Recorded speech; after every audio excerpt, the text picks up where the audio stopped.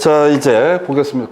아니, 서경석 씨는 그러니까 생각해보니까, 뭐 대학도 좋은 데 나오고, 공부도 잘했고, 그리고 그 겨우 1차 하나 준비하는데, 여러분들 지금 뭐 이렇게 땡땡이 살살 쳐가면서, 동사를 당당히 준비하잖아. 이게 다른 게 뭐야, 그냥. 잘 찍자, 이거지. 그래서, 자, 일단은, 가보겠습니다. 그래서 자, 특별건축구역 얘기 나와 있고요. 이제 미주공이라고 하는 주제, 일단은 전부가 어떻다? 통합하여 적용할 수 있다. 요거는 이제 나왔던 주제랑 같이 비교해서 한번 볼까요? 그래서 이건 이제 뭐랑 관련되냐면 건축 규제 관련된 특례 얘기 뭐 관련이 돼 있습니다. 그래서 여러분 교재 기준으로 196하고 197페이지에 걸쳐서 있는 내용인데요.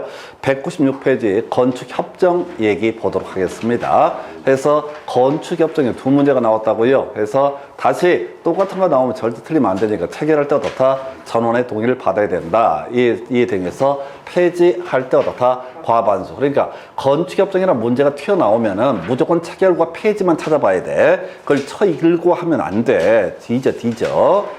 지금 이제 체결과 폐지만 무조건 찾는 거야. 그래서 지난번 처음에 26회 때인가 구성될 때 체결, 자, 전원의 동의, 폐지, 전원의 동의에서 틀리게 폐지를 가지고 아마 체결할 때 과반수였나 해서 어찌됐든 체결 폐지 갖고 쟁점 삼아냈었고요.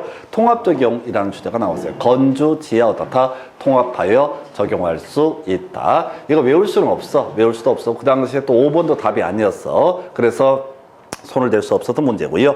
자, 이 건축협정이 나오고 나서 작년 문제에서 나왔던 주제가 뭐냐면 결합건축이라는 주제를 갖고 출제가 이루어졌어요. 근데 그 문제 자체가 구질구질하게 결합건축할 때 뭐 신청서에 첨부할 서류가 뭐냐 이런 말도 안 되는 문제를 구성을 해서 택도 없는 문제고, 대신 이 주제가 떴으니까 기본 알아야 돼. 결합건축이라는 게 건물 두 개 연이어서 짓는 거거든요. 우리 시내 중심가를 가서 보게 되면은 분명히 건폐율, 토지마다 건폐율 규제 있고 용적률 규제 있다. 그래서 건폐율이 있으니까 공지라는 개념이 이슈가 되게 된다라고 이렇게 설명을 드렸습니다. 공지라고 하는 것이 이슈가 된다. 그래서 건폐율 규제 때문에 건물을 짓지 못하는 땅을 가리켜서 학계론에서 뭐라고 부른다? 공지라고 부르게 된다. 이렇게 이제 논의를 삼게 될 텐데, 거기 보니까 지금 용적률이라고 하는 것을 통합 적용하는 게 뭐가 된다? 결합건축. 혹시 작년 문제에 이어서 올해 또 결합건축이 나오면은 건폐율 통합 적용 아닙니다. 아무리 생각해봐도 결합건축은 뭐 같아?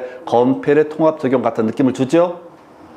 토지가 있는데, 자, 토지가 건폐율이 50%다. 그럼 두 개의 토지 묶어서 각각 50평 이렇게 건축평을 뽑아내야 되는데, 요걸 어떻게 한다고요? 자, 묶어서, 자, 건물을 짓게 되는 것을 결합건축이라 부른다. 그럼 해석하게 되면은 우리가 알고 있는 상식 갖고 보면 왠지 건폐율을 통합 적용할 것 같은 느낌을 준다고. 근데 법에서는 뭐라고, 복잡한데 뭔 소리인지 모르겠는데 용적률을 통합 적용한다. 작년에 결합건축 나왔으니까 다른 거 할 수 없어. 양들이 많아가지고 다 갈 수 없고, 이게 상식적으로 말이 안 되는데 용적률 통합 적용 이유는 없어요. 그래서 결합건축은 뭐가 된다? 용적률의 통합 적용. 이게 상식과 잘 안 맞는 것 같으니까 따로 기억을 해 주실 것. 그리고 이제 특별건축구역 22대 때가 나왔던 문제입니다. 그래서 특별건축구역도 자, 법조문이 국토부장시도의사 특별건축구역 지정할 수 있다가 쭉 간단 말이야. 그래서 제일 마지막에 가게 되면 포인트가 뭐가 된다고요? 통합하여 적용할 수 있다. 그래서 미술작품의 설치, 주차장, 그 다음에 공원의 설치 다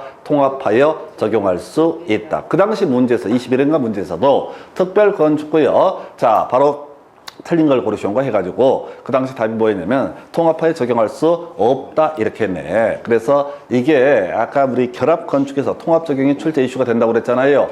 이 이유가 뭐냐면 결합건축이 엄청 법조문이 깁니다. 근데 제일 끝머리 가게 되면 뭐라고 돼 있냐면 바로 통합하여 적용할 수 있다. 이 주제가 나와요. 그리고 자, 지금 이제 특별건축구역도 제일 뒤에 가면 뭐라고요? 통합하여 적용할 수 있다. 그래서 이게 몰빵하는 거예요. 어차피 이래도 안 되고 저래도 안 되고 그 많은 내용을 소화할 수가 없거든요. 해서 바로 자, 특별건축구역 통합하여 적용할 수 있다. 그 밑에 이제 시골에서도 건폐율과 용적률과 높이자는 적용한다. 이런 조항이 있는데 역시 19회인가 나오고 다시는 나오지 않은 주제. 대신 체계상 지금 이제 건축협정 기어 나왔고 2번 나왔고, 그 다음에 결합건축이라는 게 꼬리에 꼬리를 물고 나왔고, 그 다음에 통합적용이라는 키워드에서 볼 수 있는 게 뭐라고요? 바로 특별건축구역은 통합하여 적용할 수 있다. 이렇게 건축기업 규제 특례 관련한 부분 체크를 해드렸습니다. 답은 5번. 그 다음 주제 가서 볼까요? 이건 답은 4번이고요.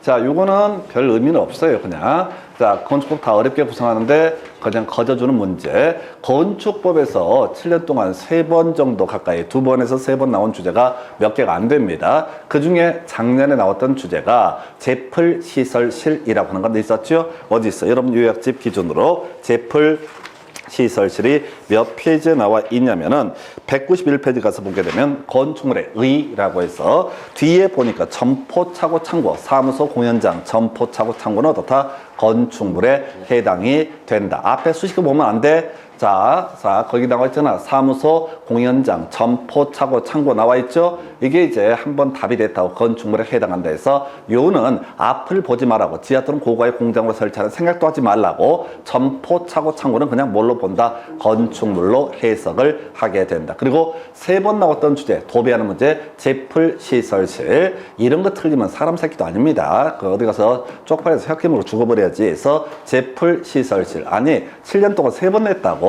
근데 그것도 안 외우고 들어가면 그게 간이 배밖에 나온 거지. 제풀시설실이라고 하는 거. 이게 그렇게 많이 나온다고. 그래서 이 아이가 주요 구조부, 내기, 바보, 제주라고 하는 거. 제일 하단부에 나와 있네요. 요거는 그냥 거저주는 문제 형태가 될 테고. 정확하게 외워야 돼. 내력벽, 기둥, 바닥포, 지붕틀, 주, 계단. 다른 거 수식 없어야 돼. 피난계단, 특별 피난계단, 주요 구조부 아닙니다. 작은 보 이런 것들 주요 구조부 아닙니다. 그래서 이게 보시기에는 주요 구조부, 내기, 바보, 지주 되게 쉬운 것처럼 보이는데 실질적으로 법조문은 다만, 다음에 점점점점점점은 바로 주요 구조부에 해당하지 아니한다. 더럽게 길게 돼 있어. 그러면 이제 쉽게 주요 구조부만 외워서 맞출 거. 이런 것도 거저주는 문제 중에 한 유형. 그 다음 문제 가서 확인해 볼까요?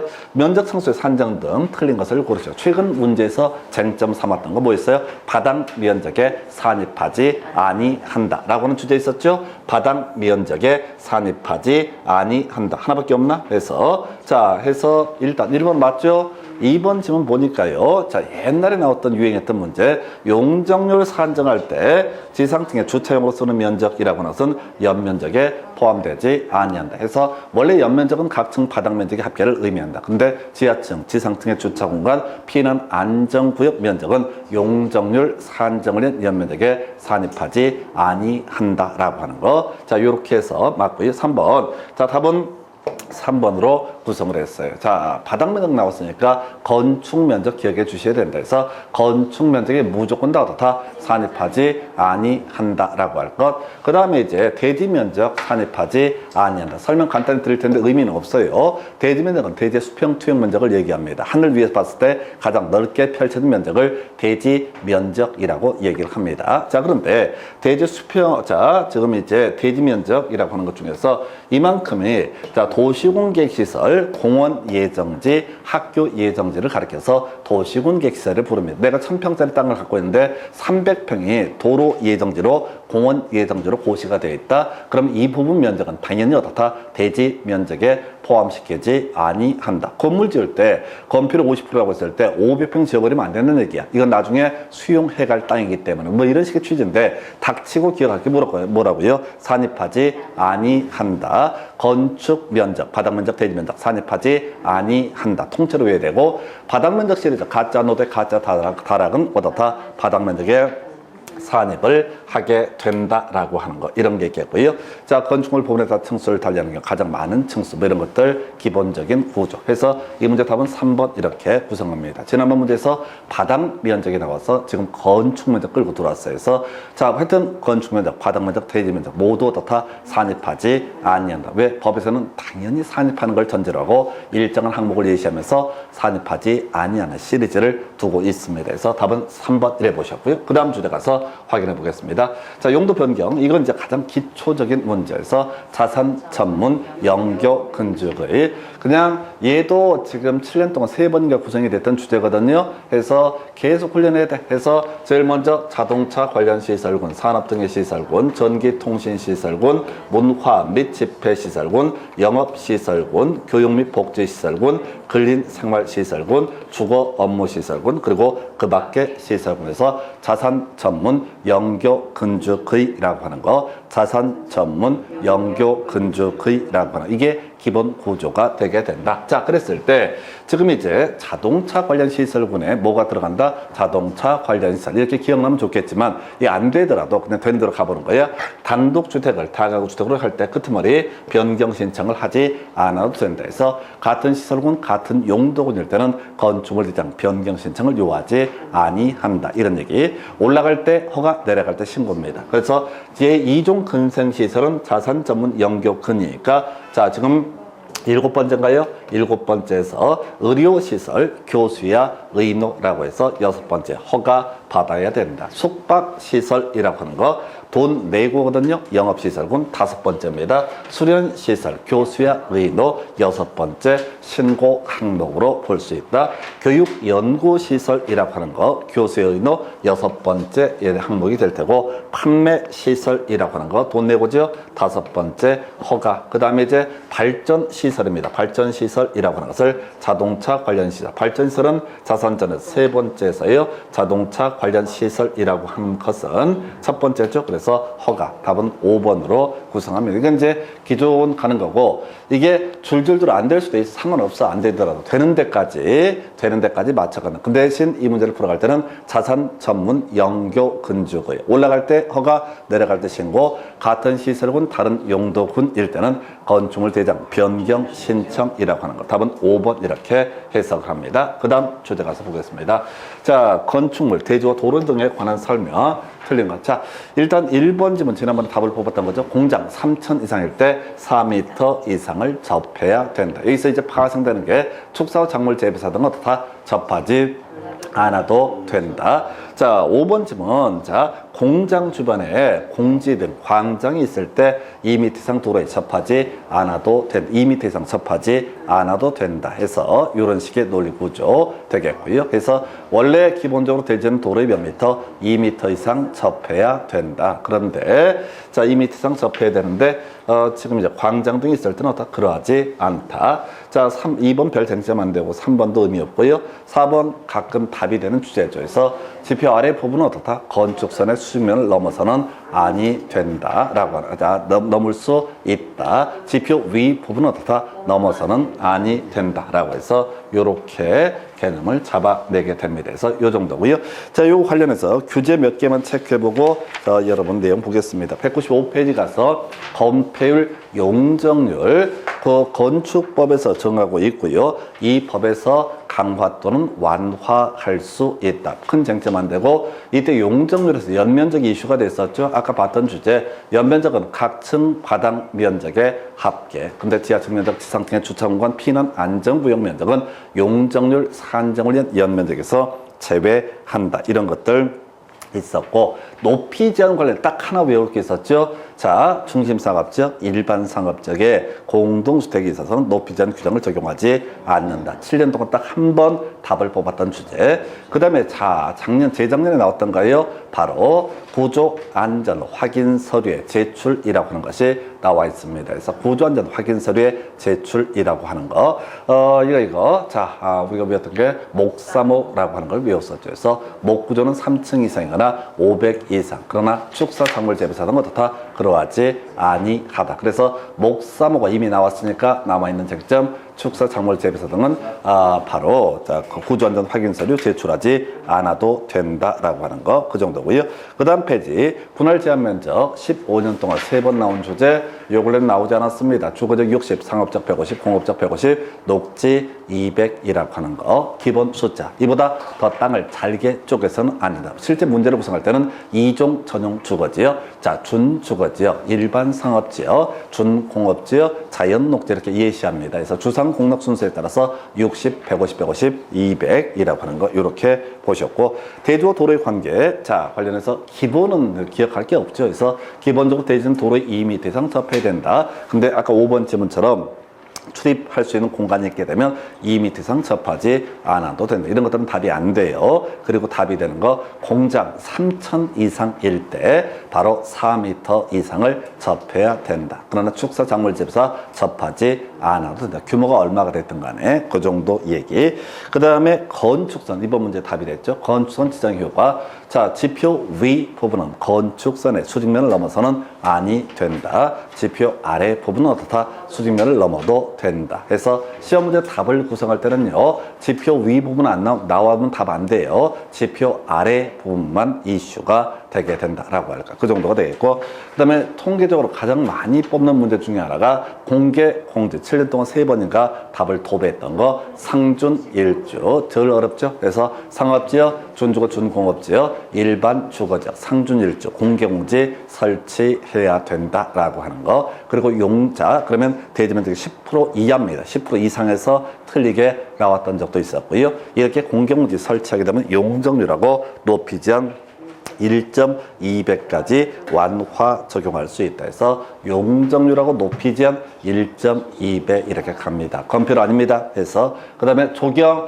27회 마지막 구성이 됐었고요. 한때 유행했던 문제 딱 하나, 물류시설이라고 하는 건 어떻다? 조경을 할 의무가 있다. 물류시설은 어떻다? 조경을 할 의무가 있다. 이것도 조경 뭐 면제되는 거 처음 외우는 인간들 더럽게 많다니까 열 몇 개 있어요. 모지리들이지. 그렇지 대가리에 들어갈 거라고 생각하는지 겁나 열심히 살아 해서 하여튼 키워드를 잡아내야 돼. 이게 2차 과목은 공법 같은 게 이게 나올지 안 나올지를 몰라요. 내가 나온다는 얘기는 하지 않습니다. 점쟁이도 아니고 알 수도 없는 것이고, 다만 이 문제가 구성이 되면 이걸 벗어나지 않는다. 대신 이걸 나중에 이제 복습하실 때도 빠르게 계속 읽으라고 쳐 읽는 거예요. 그냥 단순하게. 그러다 보면 한 10번쯤 읽으면 이게 암기가 되는 거고, 그 이제 성질머리 더러워가지고 다들 더럽게 급해가지고 한 번 보고 안 외워진다고 성질 자기 머리를 쥐어뜯는데, 머리를 놔두고 다니던가 해서. 하여튼 그러다 치고, 자. 학생들, 이거 수험생들 보면 좀 짜증나요. 여러분들 보면은. 날로 먹으려고 그래. 나 7년 했거든. 7년 뒤지게 했거든. 뒤지게 했는데, 7개월도 제대로 안 해놓고 같이 맘먹으려고 그러고. 어쨌든 내가 한번 틀리면 또 지적질해야 되고, 사서 틀렸다고. 뭐 짜증나서. 하여튼 그렇다 치고요. 자, 그 다음 문제 가서 보겠습니다. 자, 이 주제 볼까요? 자, 사전 결정해서 지금 20부에 30회 나왔던 주제 같은데, 자, 일단은 입지 규모 사전 결정에서는 2개만 기억하는 거죠. 자, 바로 건축 효력이라고 해서 답 5번입니다. 이게 이제 실제 나왔던 문제가 될 텐데, 사전 결정 신청자는 그 통지 받은 날로부터 2년 내 착공 신고를 하는 것이 아니라 건축 허가를 신청해야 된다. 숫자가 맞아서 개 짜증나는 그런 파트입니다. 그래서 이 문제에서는 여러분들이 보시기에 1번부터 5번까지 보시게 되면은 뭐 틀리고 맞고를 떠나서 그나마 어디서 좀 주워 들어본 게 뭐가 있다. 5번 하나 있죠? 예, 그럼 5번 찍으면 돼. 답이 되는 거야. 그래서 아니 그렇게 가는 거라고. 지금 저 같은 경우 제가 문제를 만들어 놓고 제가 편집해 놓고 몇 번 해놓고 내가 인쇄까지 해놓고 나서도 갑자기 이게 답이 없네? 5번도 맞는데 이렇게 착각을 할 정도라고. 그게 그래서 어떻게 해야 된다고. 어차피 여러분들은 문제를 찍게 돼 있다. 그래서 많이 눈에 익은 아이를 찍어라. 여기서 죄 없는 아이들 뭐 포함될 수 있다. 협의해야 된다. 신청할 수 있다. 이런 생전 듣도 보도 못한 얘기는 손을 건드리는 게 아니다. 그래서 개념이 이렇습니다. 허가 신청이라고 하는 거 하기에 앞서서 땅을 사야 되거든요. 기본적으로 대지된 소유권을 확보를 해야 된다. 그래서 대지에 대한 소유권을 확보하기 위해서 미리 허가가 나올지 안 나올지 물어보는 제도. 이게 바로 입지 규모 사전 결정 신청이라고 하는 것이 되게 된다. 그래서 두 가지 쟁점. 이런 사전 결정 통지를 받게 되면 2년 내 건축 허가 신청해야 되고 2년 내 건축 허가 신청하지 않게 되면 입지 교사 사전 결정의 효력은 상실된다. 키워드. 자, 이렇게 보게 될 테고요. 자, 문제는 이거 어렵게 구성된 2년 숫자 바꿔치기 할 수 있겠고요. 또 하나 이슈. 자, 여기서 키워드 아예 잡읍시다. 자, 키워드 뭐라고요? 상실장사. 키워드 뭐라고요? 상실. 이건 못 바꾸잖아. 상실되지 않는다 이렇게 할 수는 있겠지만은 상실을 실상이라고 할 수는 없잖아. 그래서 절대 바꿀 수 없는 게 뭐야? 상실이라는 키워드가 되게 된다. 그래서 2년 내 건축허가 신청하지 않게 되면 2년이 된 날에 다음날 2년이 되지 않으면 다음 날은 안 빠지는구나 해서 자, 이렇게 효력이 상실된다. 그리고 그 전에 요 근래 나왔던 문제가 저거 있었잖아요. 지금 39회인가 29회, 30회 때 나왔던 문제구나. 바로 개농산화라고 하는 거, 개발행위 허가, 농지 전용 허가, 산지 전용 허가, 그 다음에 하천 점용 허가. 그래서 포인트가 되게 되는 게 일단 여러분 요약집 몇 페이지에 나와 있어? 197페이지 인허가 의제 중에서 작년 문제에서는 뭘 냈냐면 산지 전용 허가 관련해서 용도적이 도시 지을 때 한해서 어떻다? 바로 산지 전용 허가를 의제하게 된다. 이런 게 출제 포인트.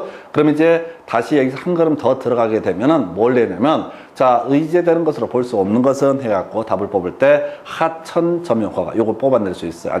도로 점용 허가 이런 것들 해서 개농 산하까지는 의제가 되지만 도로 점용 허가는 의제되지 않는다. 혹시 오가다가 건축 현장을 보게 되면 항상 건축 공사장 앞에 안전제일 간판 붙어 있고요. 그 옆에 도로 점용 허가판 이거 항상 고지가 되어 있습니다. 해서 왜 공사 차량 왔다 갔다 하려면 그 도로 써야 되거든. 그래서 지 멋대로 도로를 사용할 수 있는 것이 아니라 도로 점용 허가라는 것을 받아야 되거든요. 건축 허가를 받으면 도로 점용 허가를 의지합니다. 그러나 입지규모 사전 결정했을 때는 도로 점용 허가는 의지하지 않는다. 그래서 상시라고요.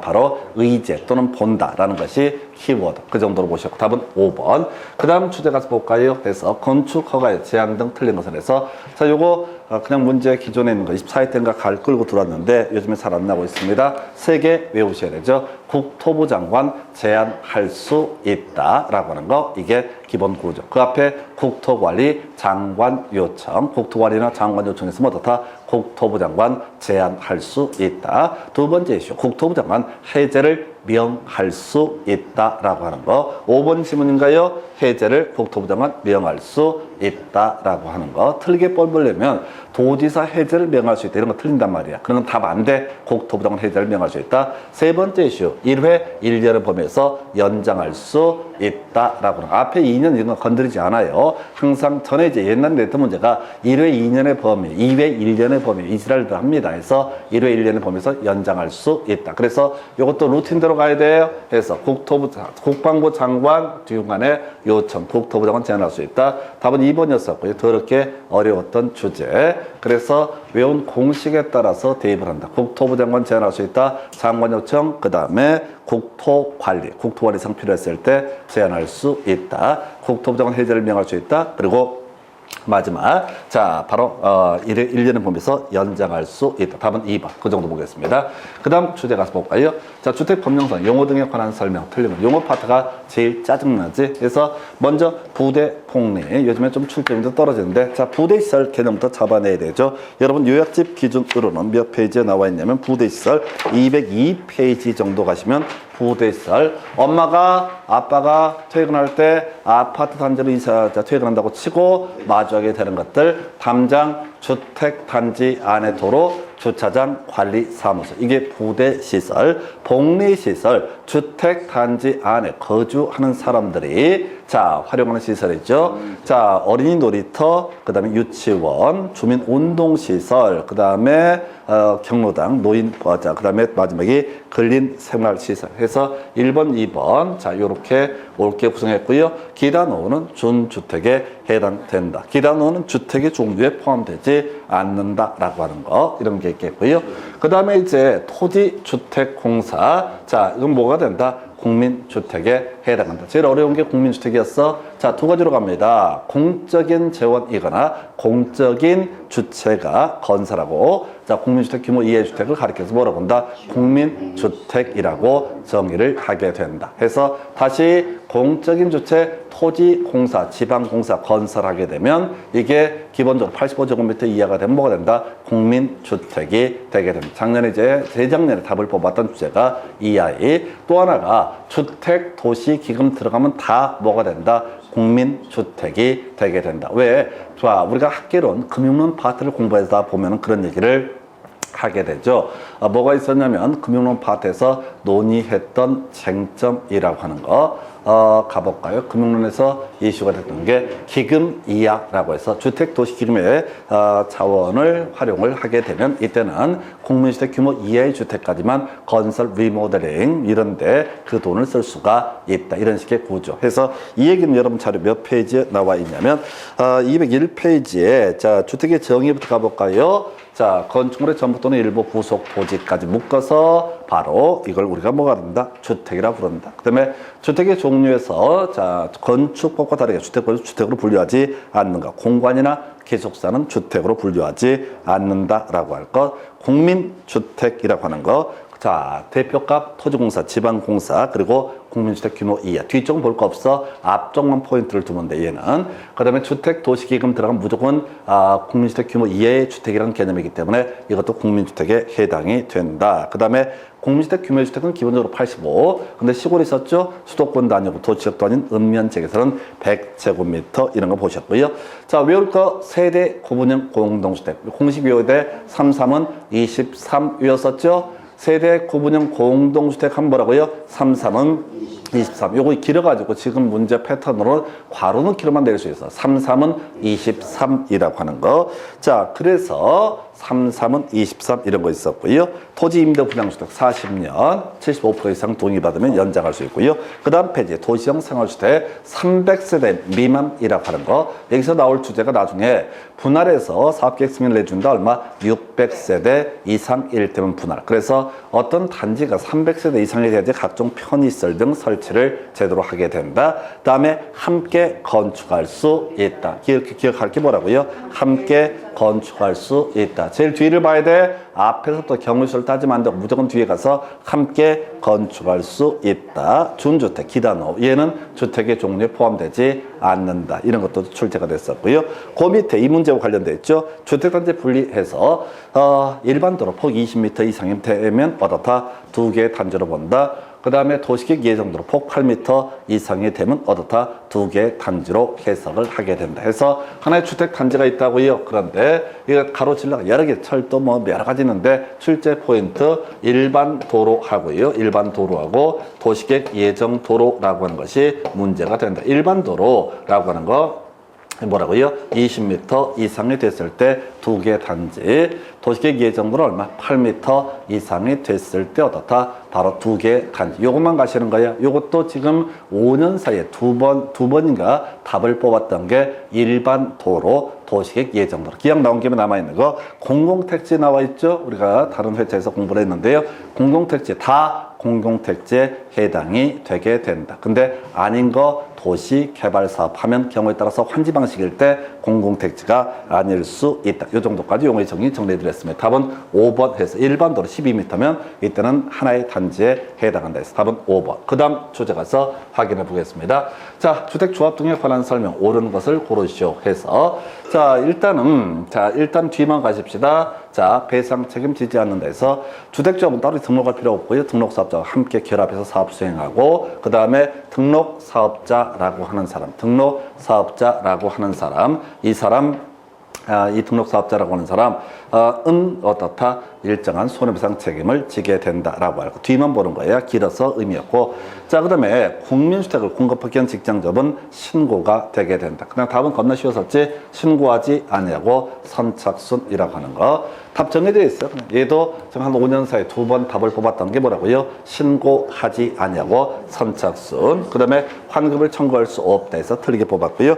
자, 주택조합 100% 한 문제 구성되니까 여러분 교재 203페이지 가서 다시 설명드리겠습니다. 203페이지 가서 보게 되면은 그 비등록 사업자에서 주택조합은 따로 등록하지 않고도 주택 건설 사업을 할 수가 있게 되는데 대신 등록 사업자와 결합해서 사업을 추진한다 해서 비등록 사업자의 3번 지문 보니까 뒤끝머리 자, 등록 사업자 손해를 배상할 책임이 있다. 18회 때 답을 뽑았던 명제입니다. 그 다음에 이제 주택조합 설립할 때 국민주택을 공급받기 위한 직장조합만 뭐가 되고 신고이고 나머지 다 어타 설립 인가라는 과정을 거쳐야 된다. 이렇게 해석을 하게 될 것이고요. 그 다음에 좀 어려웠던 게 지역조합은 100분의 80 이상의 토지 사용성 학생에 비해서 왜 앞으로 집을 지어야 되니까 이에 비해서 리모델링 주택조합은 증축이라는 것이 전제가 되면 얼마? 15년 이상 지났을 때 이런 거 이슈가 됐었고요. 조합은 간단한 거 20명 이상이라고 하는 50% 이상, 20명 이상 엄청 길어. 리모델링 주택조합은 그러하지 아니하다. 조합원도 자 두 번인가 답이 됐었고요. 모집 원칙 나와 있죠. 그걸 처음 보면 안 된다고 머릿속에 들어가면 닭이 돼. 그 다음 페이지 가면 예외 나와 있다. 그래서 맨날 내는 게 뭐라고요? 신고하지 아니하고 선착순. 이게 5년 동안 2번 답이 된다고. 뭐 닭도 아니고 이거 왜 틀리냐고. 왜? 중간에 개소리도 있으니까 헷갈리는 거야. 또 하나의 출제 포인트. 중간에 추가로 조합원이 되고자 하는 사람, 바로 조합 설립인가 신청일을 기준으로 일정한 조합원 자격 요건을 충족을 해야 된다라고 하는 거. 기준 뭐라고요? 조합 설립인가 신청일이라고 하는 거. 요걸 가지고. 그러니까 지금 맥락들을 쭉 보게 되면 다 뒤쪽에 다 출제 쟁점 포인트가 있게 된다. 그래서 앞을 쳐 있게 되면 진짜 미쳐버린다고 시험 보다가. 그 다음에 이제 이슈가 이렇게 탈퇴할 수 있다. 환급을 청구할 수 있다. 그 다음에 퇴임된 이유는 효력을 잃지 않는다. 별로 중요하지 않고요. 총회 의결사항 등 관련해서 의결 정적수. 우리 앞에서 공부했던 거 임원의 선임 도시개발법에서는 총회 의결을 거쳐야 된다. 자, 정비법에서 이슈가 됐던 게 뭐가 있었어요? 보궐이사, 보궐감사에서 되면 대의원에서 의결할 수 있고, 보궐이사, 보궐감사 해임이라든가 나머지 조합정에 관한 부분은 반드시 총회 의결을 거쳐야 한다. 그리고 요 얘기가 쭉 넘어와서 지역조합에서 자, 의결 정적수 얼마? 100분의 20 이상이라고 하는 거, 요렇게 논의를 삼게 됩니다. 해서 자, 요렇게 해서 자, 주요 쟁점 보셨고요. 그래서 답은 4번. 그 다음 주제 가서 확인합니다. 자, 지금 매도 청구 얘기 나와 있고요. 요 얘기가 지금 지금 한 5년 사이 3번 연속 답을 뽑은 주제가 매도 청구. 자, 요거는 이제 요 개념을 이해하시려면 여러분 자료 몇 페이지? 207페이지. 자, 사업계획 승인 후 매도 청구라는 개념하고요. 사용 검사 후 매도 청구 두 가지 개념으로 대별해 볼 수가 있다. 해서 일단은 우리가 그런 거 있어. 지역적 같은 경우 토지 사용 승낙서 100분의 80 이상을 확보할 것. 해서 뭔 소리냐면 어떤 대지에 대해서 주택 건설 사업을 하고자 할 때 100% 사용 권능 확보하면 좋겠지만 80% 이상만 확보해도 나머지 전부에 대해서 묶어서 어떻게 할 수 있다? 사업계획 승인을 받을 수가 있다. 그러면 사업계획 승인 받으면 나머지 땅에 대해서 이거 남의 땅에다 아파트 지을 수 있느냐? 안 되죠. 그래서 소유권 확보하는 방법으로서 95% 이상의 사용 권능을 확보했을 때 나머지 5% 미만, 5% 이하 아닙니다. 5% 미만에 대해서는 모두 매도 청구의 대상이 된다. 매도 청구라는 건 법원의 판사가 야 팔아 라고 강제하는 것을 가리켜서 뭐라고 한다? 매도 청구라고 이렇게 부르게 된다. 이렇게 봐야 되겠고요. 한편 사용 검사 후 매도 청구라고 하는 개념이 있게 된다. 해서 다시 95% 이상 확보하면 전부에 대해서 매도 청구를 할 수 있다. 요것만 쟁점이에요. 그러면 95% 미만은 10년 이상 거주한 사람을 제외한 사람에 대해서 매도 청구를 할 수 있다. 이건 문장을 읽어서는 안 되고요. 뉘앙스로 가야 돼. 알받기로 본다는 거예요. 5% 미만은. 자, 그런데 사용 검사 후 매도 청구. 요게 지금 5년 동안 3번 냈다니까 이런 걸 틀리면서 그 사람 새끼가 아니라고 저는 생각합니다. 해서 진짜 새롭게 나오는 문제, 뭐가 나올지 모르는 거, 그런 것들은 어쩔 수 없어. 사람이 할 수 없으니까. 근데 이런 것들은 줄줄 맞춰야 돼. 그래서 숫자 3개 나오잖아요. 첫 번째, 사용검사 매도 청구. 제일 처음에 나올 때 뭐냐면, 자, 뭔 소리냐면 아파트 단지 안에, 자, 아파트 짓고 분양까지 다 이루어졌는데, 자, 우리가 원래 사업 주체한테 이 땅을 팔았던 사람이, 자, 매매 계약에 대한 무효 청구 소송을 제기를 해갖고, 무효 확인 청구 소송을 제기해서 무효가 돼버렸다. 그럼 원래 소유자에게 소유권이 확보자 돌아가겠죠. 그러면 이때 아파트 분양받은 사람들이 이 사람에 대해서 다 경우에 따라서 강제로 팔게 하는 제도, 이걸 매도 청구 소송이라고 부르게 된다. 그래서 첫 번째 요건 5% 미만일 때만 매도 청구를 할 수 있다. 그러면 5% 이상이 되면 협의해서 매수를 하는 건 별개의 문제로 매도 청구를 할 수가 없다. 두 번째, 자, 5% 미만은 아무 때고 매도 청구할 수 있는 것이 아니라 2년이라고 하는 거. 제척기간 얼마? 2년 내에 제척기간 내 행사해야 돼. 5% 미만 2년 이내일 때마다 매도 청구 소송을 제기할 수 있다. 하나 더 기억하실 것이 바로 자, 소송을 제기하면서 4분의 3 이상의 동의를 받아야지 대표자를 선정할 수 있다. 이 사람은 선정 대표자. 그리고 이 사람이 행한 소송에 대해서는 동의하지 않은 사람도 다 모두 기속되게 된다. 그래서 5% 미만 2년 이내, 그리고 절차적으로 얼마? 4분의 3 이상. 이렇게 가게 되면 요걸 갖고 지금 5년 동안 3번 답을 뽑았다고. 제일 처음에 5% 미만 나오고, 그 다음에 뭐가 나오더라? 하여튼 2년이 나왔나? 하여튼 그래서 1번 시가에 따라 매도할 것을 청구할 수 있다. 오른편. 자, 선정 대표자 4분의 3 이상의 동의 맞고요. 자, 그 다음에 이 4분의 3 이상의 동의를 받았을 때 동의 안 했던 사람도 판결 결과에 기속되게 된다라고 할 것.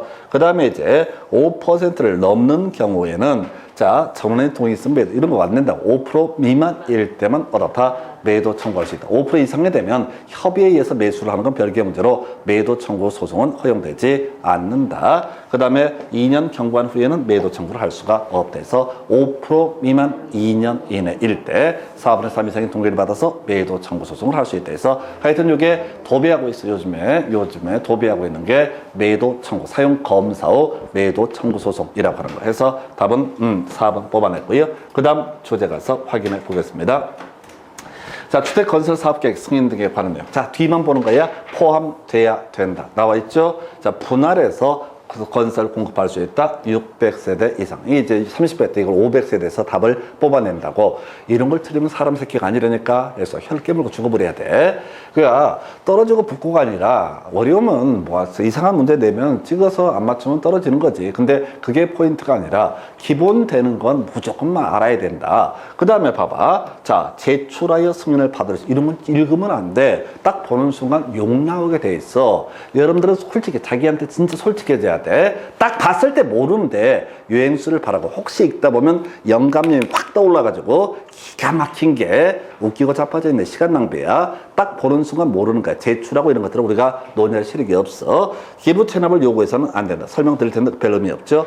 우리가 사업계획 승인권자 현실에 있어서는 다 지자체장입니다. 그래서 누가 아파트 짓겠다고 하면 지자체장들이 겁나 환영을 합니다. 격하게 환영하면서 그때 항상 요구하는 게 기부 체납을 요구를 합니다. 우리 시에 공원이 없어요. 지자체가 그지냐고. 근데 문제는 아파트 건설에서 분양하면 돈 되니까 우리가 뭐 몇 억이든 몇십억이든 쏘겠습니다. 이게 자꾸 나오니까 오죽했으면 법에다가 과도한 기부 체납을 요구해서는 안 된다. 이런 조항까지 두게 됩니다. 그래서 그 얘기는 지금도 하고 있다는 얘기입니다. 그래서 자, 연장할 수 있다. 포인트 뭐라고요? 1년 이렇게 가는 거죠. 그래서 요거 전체 묶어서 1년에 역시 무조건 한 문제 뽑아주는 거. 여러분 자료 몇 페이지? 208페이지. 사업계획 승인 정리합니다.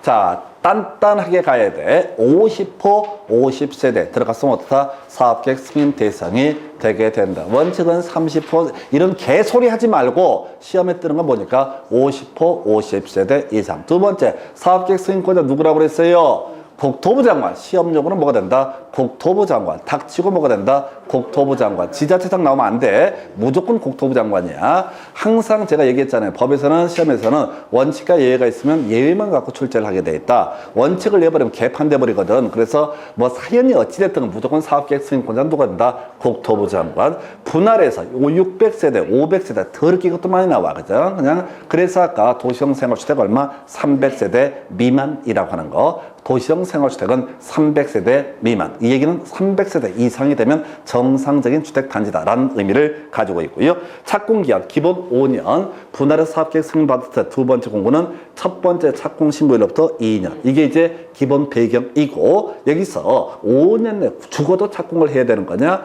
꼭 그건 아니다. 공사를 연장할 수 있는 사유가 있다. 그래서 사연이 더럽게 많아. 근데 모든 시험 문제 지금 3번 나오는데 항상 소송이 진행 중이다. 소유권에 관한 분쟁으로 소송이 진행되고 있으면 5년 지나더라도 다 착공 안 할 수도 있다. 그래서 이게 소송이 진행 중인 경우. 해서 이게 이제 지난번에 30회 때는 소송 외의 방법으로 소유권에 관한 분쟁을 해결하고자 할 때 조폭을 쓰고 있다 이런 얘기죠. 말이 안 되는 거야. 얘만 왜 시험에 내냐면 괄호 열고 소송 절차가 진행 중인 경우에 하는다. 이게 하나 들어가 있거든. 그러니까 출제위원들은 이 괄호 열고 있는 것을 갖고 끊임없이 그것만 틀리든 맞든 끊임없이 얘를 다 문화재 발굴도 있고 여러 가지가 있는데 의미가 없고 시험에는 그저 모든 얘기가 자, 소유권에 관한 분쟁. 자, 바로 소송이 진행 중인 경우. 이런 경우에는 5년, 뭐 이런 요건 충족 안 해도 사업계획 승인 취소 대상은 아니다. 이게 기본 전제. 그 다음에 이제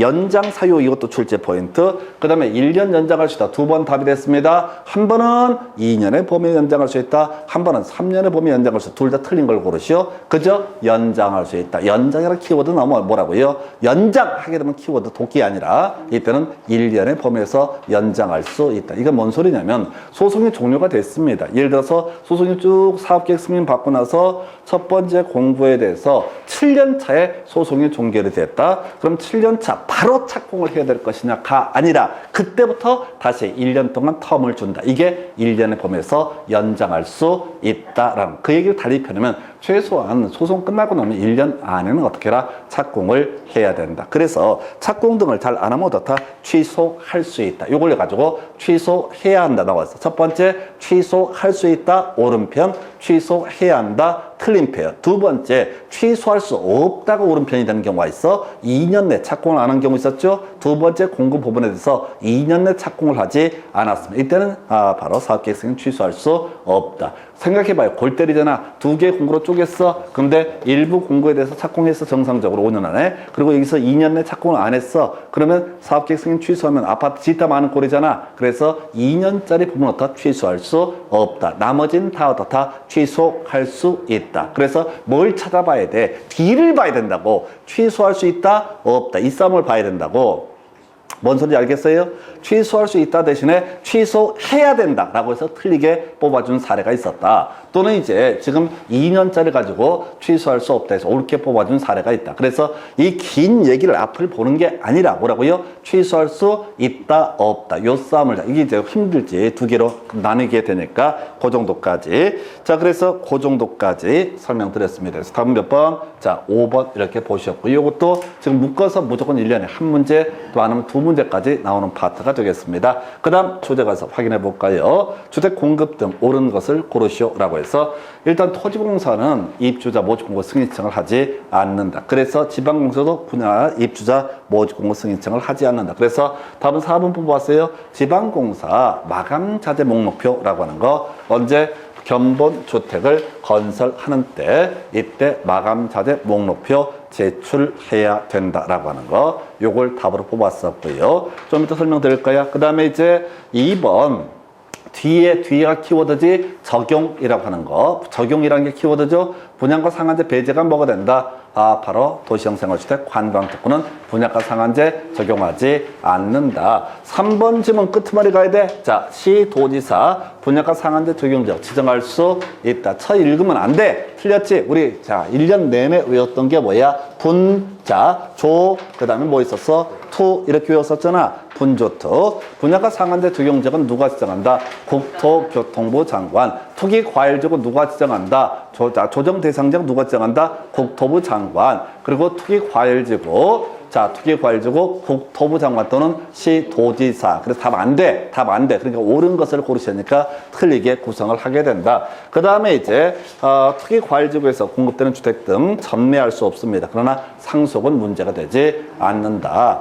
투기과열지구에 아파트 갖고 있으면 죽지도 못한다. 죽어도 죽었다고 얘기를 할 수 없다. 누구네 아버지처럼. 이건 아니란 얘기지. 그래서 전매 범죄는 뭐는 제외된다? 상속은 제외. 이런 의미. 자, 정리 한번 해드리겠습니다. 여러분 차례요. 209페이지 선분양 나와 있죠? 자, 선분양. 우리 학개론에서 이제 논의 삼았던 쟁점은 저거 있었죠.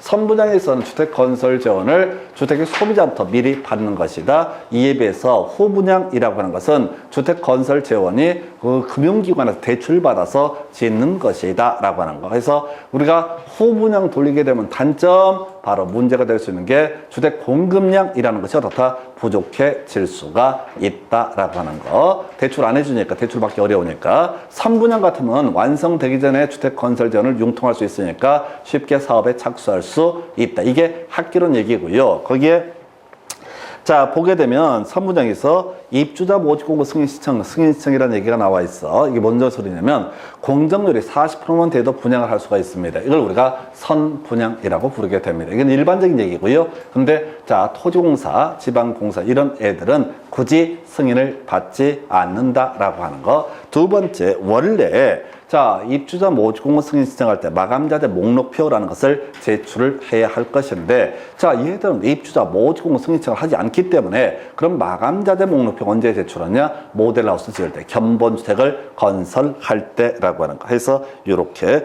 지금 밑줄 그어진 걸 보셔야 돼. 원칙과 예외 관계로 봤을 때 항상 예외만 가지고 문제를 구성한다고. 틀리든 맞든. 그래서 1번 집은 토지공사 승인을 받아야 한다. 틀렸잖아요. 해서 일반적으로 사업주택 승인을 받아야 된다. 그 출제 오류라고. 사업 주체는 누구도 포함될 수 있으니까 토지공사가 포함될 수 있으니까 이렇게 가시는 거야. 그래서 이렇게 논의를 해보겠고, 관련 문제 보고한 2년 이상 해야 되고요.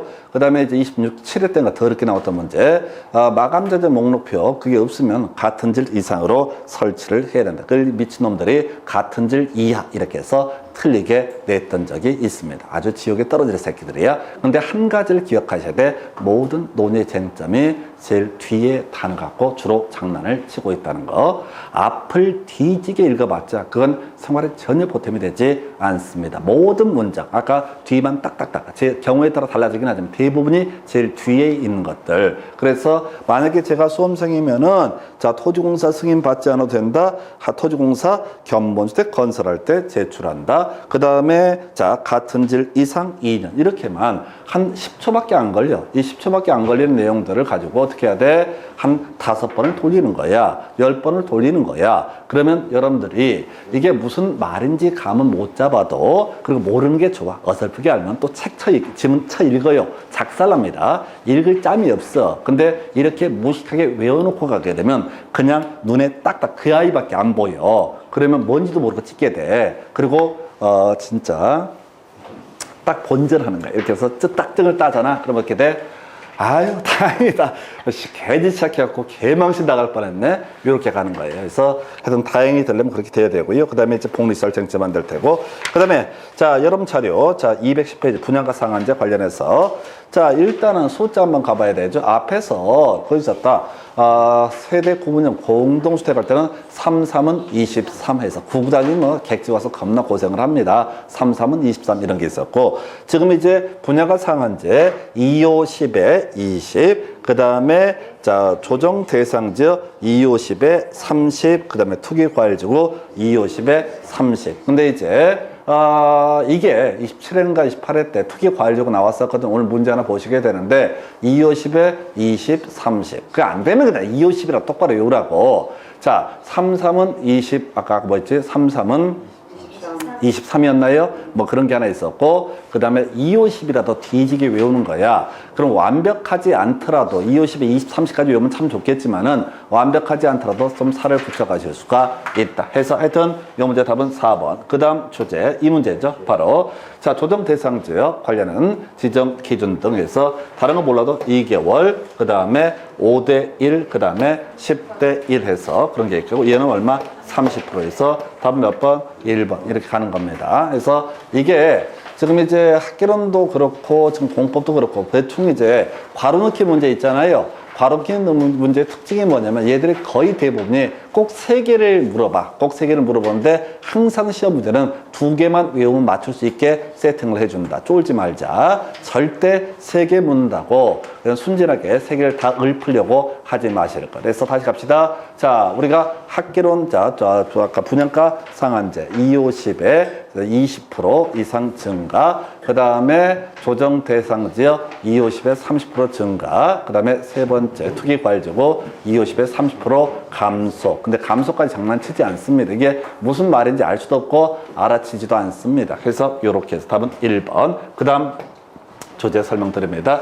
주택상환사채, 이건 그냥 서비스 문제에서 주택상환사채에서 2가지 이슈가 나오게 됩니다. 그래서 주택상환사채 얘기는 자, 일단은 학개론부터 얘기해 볼까요? 학개론 파트 가면 BBBB에서 이게 부채금융이라는 개념. 조신 T 하게 되면 어떻다? 지분금융. 그 다음에 신주인수고물사채, 전원사채, 매자닌금융 뭐 이런 것들이 있었고요. 그리고 나서 그때 부채금융 중에서 MBB라고 하는 거, MPTS는 뭐가 된다? 지분금융이 된다. 그런 얘기 하면서 지금 비교할 것이 주택상환사채, 부채금융. 갚아야 된다는 얘기죠. 야, 돈 좀 꿔줘. 앞으로 주택 등으로 돌려줄게. 이게 주택상환사채. 그래서 믿을 수 없는 자, 등록사업자라고 하는 사람은 어떻다? 보증을 받아야 된다. 우리 앞에서 토지상환채권 등을 발행할 때, 자, 지자체, 지방공사는 보증을 요하지 않는다. 믿을 수 있으니까. 그러나, 자, 이 등록사업자는 믿을 수 없으니까 어떻다? 보증을 받아야 된다. 보증 받아서 사채 발행했으면 나중에 사고 나도 알아서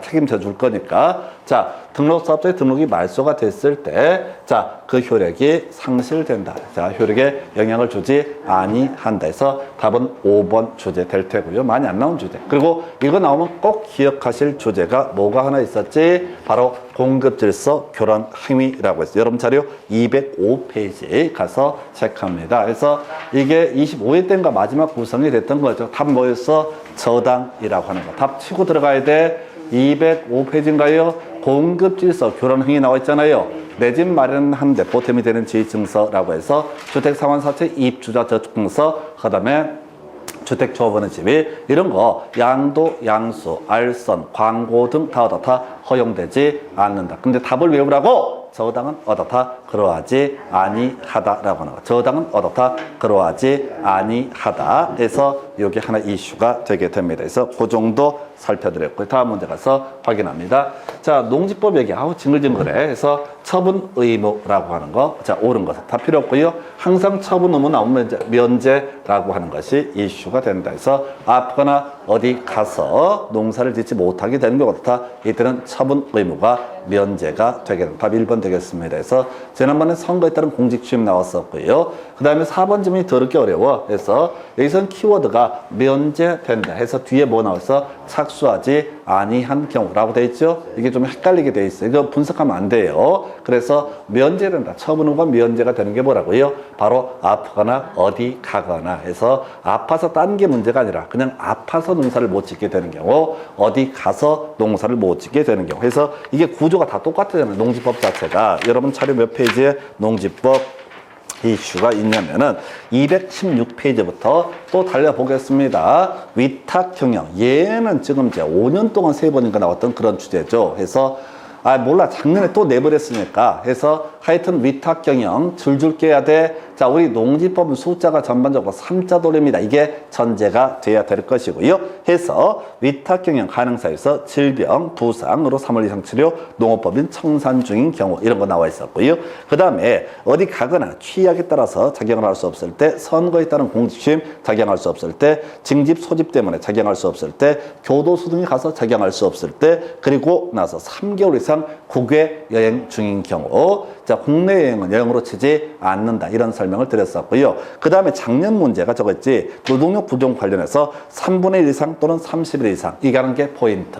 그래서 작년 문제에서는 4주 이상 농작업에 종사하는 경우라고 돼 있어. 앞에 수식어 보면 안 돼. 무조건 30일. 자, 뭐야? 3분의 1, 그 다음에 30일 이상. 해서 농지법은 다 거의 대부분이 어떻다? 3시리즈가 되게 된다. 요걸 냈다고.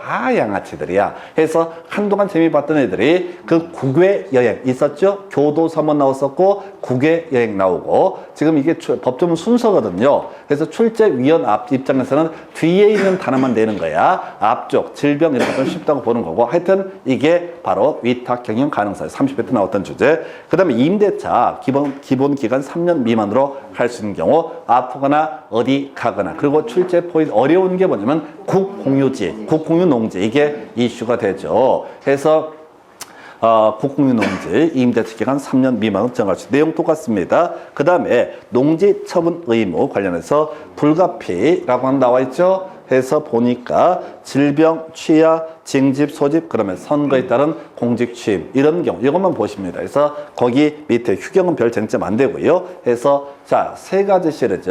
자, 위탁 경영, 그 다음에 임대차 3년 미만으로 할 수 있는 케이스, 그 다음에 지금 또 뭐가 있었지? 농지 처분 의무의 면제. 해서 처분 의무를 내지 않는다고. 자, 예를 들어서 여기 처분 사유가 발생하는 날부터 1년이거든. 이런 것들은 포인트가 안 된다고. 항상 처분 나오게 되면 원칙은 농지를 농업용도로 활용하지 않으면 어떻다? 처분을 해야 된다. 중요해 안 중요해? 안 중요해. 시험용으로 항상 예외가 중요해. 바로 처분 의무의 배제라고 해서 아프거나 어디 가거나 이렇게 갑니다. 그리고 그 정도까지 이슈. 그 다음에 하나 더 이슈 삼아야 될 게 거기 빠져있지만 기억할게. 이행 강제금 1년에 한 번 100분의 20이라고 하는 거. 비교해서 우리가 토지거래 허가구역 내에서 이행 강제금 방치 100분의 10, 임대 100분의 7, 목적 변경 100분의 오라고 하는 거. 요거 꼭 기억하셔야 됩니다. 지금 이제 우리가 부동산 거래 신고 등에 관한 법률에서 작년에 사이드로 냈던 것이 이행 강제금 부과 금액이었거든요. 올해 뽑아낼 가능성이 높습니다. 그래서 그렇게 보셨습니다. 그래서 요 정도고, 그 다음 문제, 이거 30회 때 나왔던 문제 같은데, 야, 순서 받고 약간 흔들어 봤어요. 그래서 자, 농지에 해당하지 않는 거. 그래서 다 농지라고 그랬어? 다 농지라고 그랬어요? 초조는 어떻다? 농지가 아니다라고 하는 거. 시골은 초조하지 않아. 시골은 여유로워. 그래서 초조하지 않아. 그래서 시골은 초조가 안 어울려. 농지와 초조는 어울리지 않아. 그래서 초지라고 하는 거 하고요. 그 다음에 조경 목적이라고 하는 거. 이건 어떻다? 농지가 아니다. 아닌 것을 고르시오라고 해서, 자, 뭐 있어? 조경 나와 있죠? 그래서 아닌 건 뭐가 된다? 3번 이렇게 구성을 합니다. 자, 오늘 여기까지 가겠습니다. 수고했습니다.